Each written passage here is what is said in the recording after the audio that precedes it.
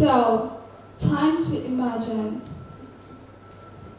Before starting, what if I say you that if you are watching this TED Talk, if you are listening to this TED Talk, your lifespan will be 7 minutes longer. I bet you all question yourself, like, how? And now I'm gonna say that. That's not because I'm gonna teach you about like how to keep diet, like secret diet, and not because I'm gonna teach you about like how many steps to walk every day, but because what if I say that our decisions can be more important than we think about like shaping our lives. So now, and you're gonna find the answer in the end. So if you're watching this TED Talk and if you're listening to this TED Talk like carefully, now I want you all to imagine family setting. Imagine you're sitting with your family, watching a television, having a beautiful, sweet dinner together.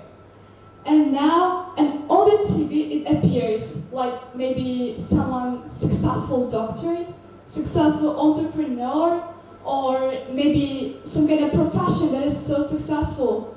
And before even commercial begins, what would the first reaction of your family?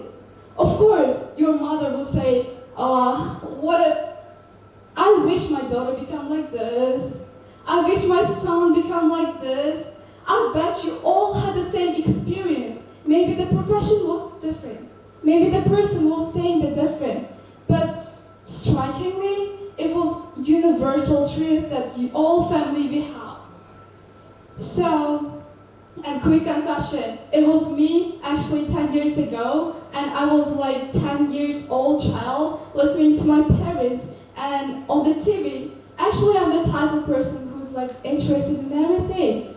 And imagine, I was like watching a TV, having a sweet dinner, and my parents said that when the profession appeared, like political profession appeared, and I was like, my parents said that, I wish I would be so proud if you become like this, my daughter.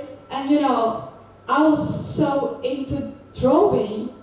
And actually, like imagine yourself as well. Like what will happen? All your dreams, all your goals are like circling around your mind.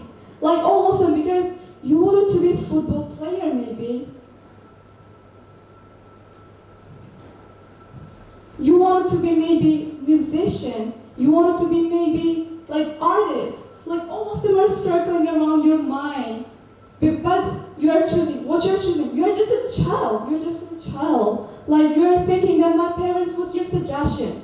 You are thinking that my parents would give guidance. So if I choose this, my parents would be proud. So now I have to choose this. So you're automatically thinking this.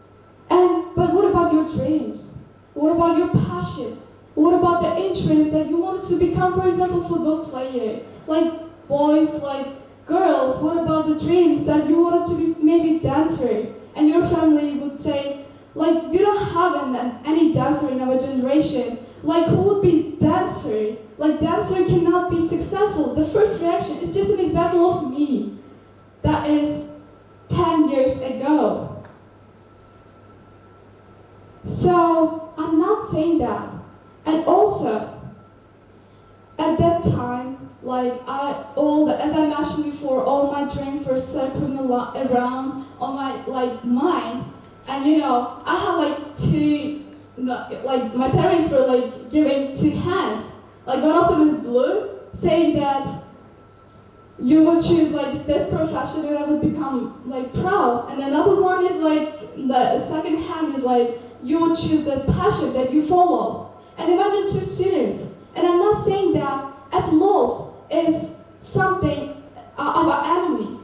It would be our enemy if it is like more than passion. I mean, recognition over passion, or maybe reward over passion. Like, imagine that. Most of us are like following our rewards. Like, most of us are choosing. Many of us chasing like dreams that are getting more reward, more applause. And I just gave an example of family. But that could be our neighbors. That could be our, for example, like society as well, or our school as well. Like they're saying, like imagine you're becoming like successful entrepreneur and your classmates saying, oh wow, she was my, for example, classmate and she was studying with me and now she's like successful entrepreneur. But you have achieved the success, you truly achieve it. But imagine two students, they're working really hard. Like let's say they're working equally hard. And one of them is choosing their passion that they truly are interested in. But another one is choosing the field. For example, maybe their parents would clap for, applause for, or maybe their classmates applause for. So like two students are working hard and they achieve success. They like more congratulations. Their classmates are congratulating. Their like society is congratulating. Their parents are proud. But after time, like imagine after time, like congratulations fade. But what happens to those students? One of them has a reason to continue, but another one doesn't have any reason to continue. Because they're working for applause, they're working for reward, they're working for the society's applause. And that's what we call borrowed applause. Like we are actually chasing the dreams that society would clap, applause, but not our passion or interest. Like we are thinking, even if we are like successful and no one would congratulate me. And also, like this just had to my mind that, what if I say that, what if you think, like have you ever questioned why we all struggle with like long-term goals? Why? Because most of us, like our classmates are achieving like higher results. For example, another like neighbor's child is achieving higher results. And what are we seeing? Like we all know the journey is silent. Journey is silent actually. And the work that you are working every day, the hard work that you are doing, I thought that was like simple. You work hard, you collect achievements, but actually our long-term goals are collapsing because we're choosing like short-term congratulations. The congratulation message that is coming from Telegram, maybe from your like friend, maybe from your teacher. We are just working for that. And that's what we are working, like it's called like short-term, let's say success. But we are not thinking about our future that we are gonna live. Like imagine if you are choosing like your passion and you are gonna live with it, like you will work in this field. And who's gonna be the person who's like regretting, or who's gonna be the person who's like enjoying the field that they chose? And just because of their passion or the borrowed applause, like short congratulations that are coming from Instagram or Telegram. And I'm not saying that like applause is our enemy.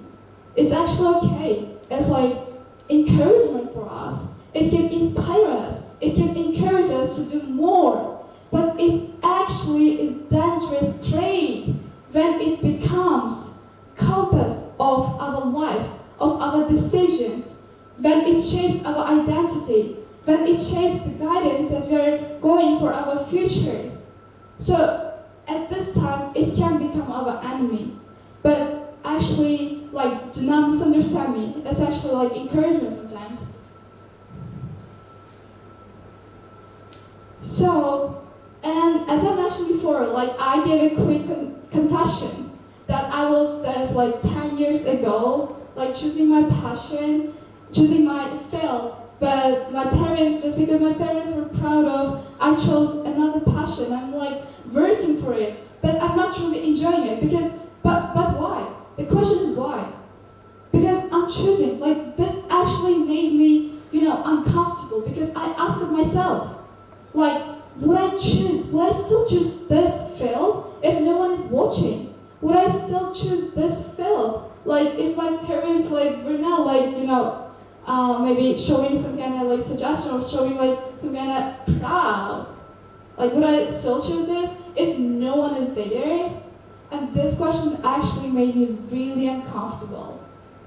Like, and I remembered one thing.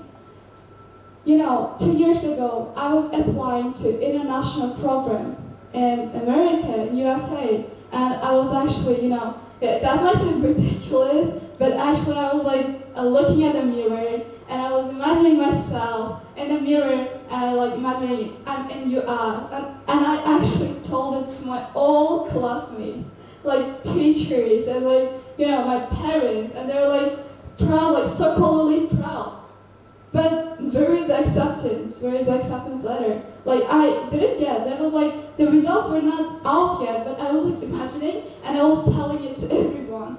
Just because I want the small congratulations and short-term proudness.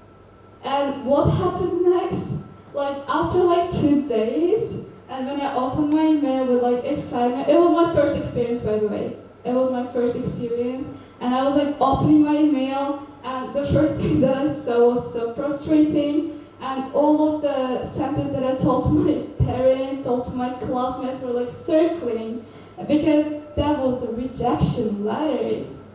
That was a rejection letter. That's actually funny, because what happens to my like short-term proud now? What happens to short-term congratulations now?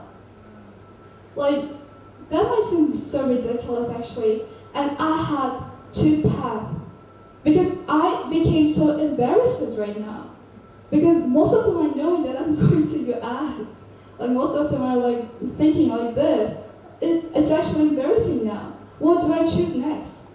I have 2 paths. Like, again, the 2 hands. One of them is like blue, and another one is like red, and is like this, and they're like stop and continue.